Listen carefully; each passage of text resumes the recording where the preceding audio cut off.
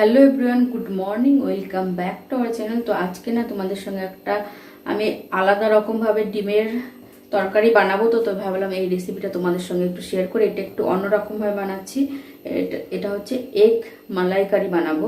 তো তার জন্য আমি এখানে সব গুছিয়ে নিয়েছি, তো তোমাদের দেখাচ্ছি আমি কী কে নিয়েছি। আর রেসিপিটা যদি ভালো লেগে থাকে কমেন্ট করে জানাবে যে কেমন হয়েছে রেসিপিটা। আর এটাই টিফিনে দেবো। তো এই রেসিপিটাই আজকে শেয়ার করব তোমাদের সঙ্গে। আর কমেন্ট করে জানাবে কিন্তু, ঠিক আছে। আর তোমাদের প্রথমে দেখিয়ে দিই এটা বানাতে আমি কি কি নিয়েছি। চলো এবার বানানোটা তাড়াতাড়ি শুরু করা যাক। তো সব থেকে সব ডিম, যেহেতু তো ডিমটা সেদ্ধ করে নিয়েছি, এখানে 6 পিস ডিম নিয়েছি। আর এই হচ্ছে মশলার মধ্যে যে পুদিনা পাতা, পেঁয়াজ, কাঁচা লঙ্কা, আদা, ধনে পাতা আর রসুন। আর লাগবে মালাইকারির জন্য এই যে ফ্রেশ ক্রিম। তো এই হচ্ছে ইনগ্রেডিয়েন্টস। এটা দিয়েই করব হচ্ছে এগ মালাইকারি। তো চলে আগে মশলাটা পেস্ট করে নিই। এটা পেস্ট করে নিই। তো আজকে একটা বড় একটা জার নিয়েছি, তো এর মধ্যে সব কিছু দিয়ে দেবো এক এক করে।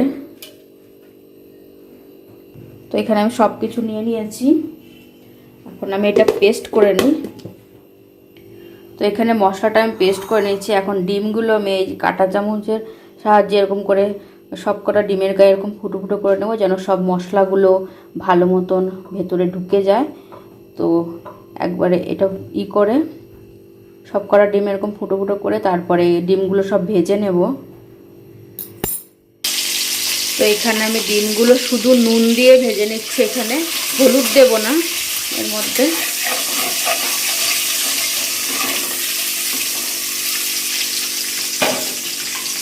তো এখানে শুধু আমি ডিমগুলো হলুদ ছাড়া শুধু নুন দিয়ে ভেজে যাচ্ছি, কেননা এগ মালাইকারিতে ডিমগুলো একটু সাদা সাদা বেশি থাকলেই বেশি সুন্দর লাগবে দেখতে, তার জন্য। তো এখানে ডিমগুলো ভেজে নিয়েছি। আর ভাজার পর আমি এটা কিন্তু সর্ষের তেলে করছি, তোমরা চাইলে রিফাইন অয়েলও করতে পারো। আর এটা আমি তারপরে গোটা গরম মশলা দিয়ে দিয়েছি। এখন দিয়ে দেব এই যে মশলাটা, যেটা পেস্ট করে রেখেছিলাম।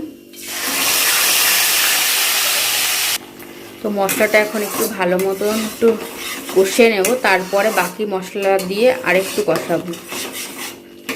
আর একটুখানি কষিয়ে নিই, তারপরে বাকি মশলাগুলো দিয়ে দেবো।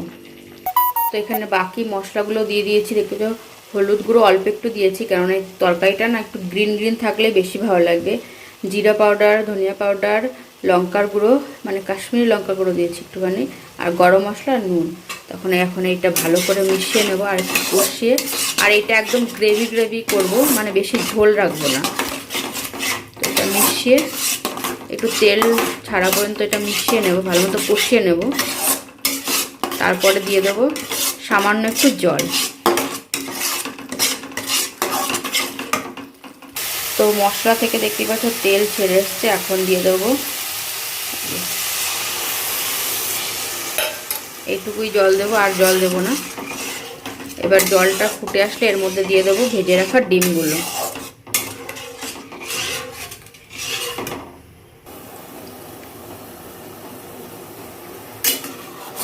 জলটা ফুটে এসছে, ঝোলটা। এখন আমি এর মধ্যে দিয়ে দেবো এই ভেজে রাখা ডিমগুলো।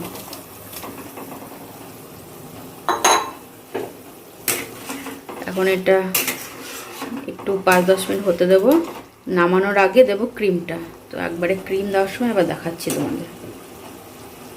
তো হয়ে গেছে আমার এগ মালাইকারি। এখন লাস্ট ফিনিশিং ক্রিম দিয়ে দেবো উপর দিয়ে।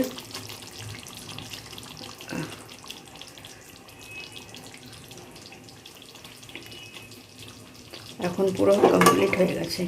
তো কেমন হয়েছে রেসিপিটা জানিও কিন্তু। একটুখানি নেড়ে ছেড়ে দেবো।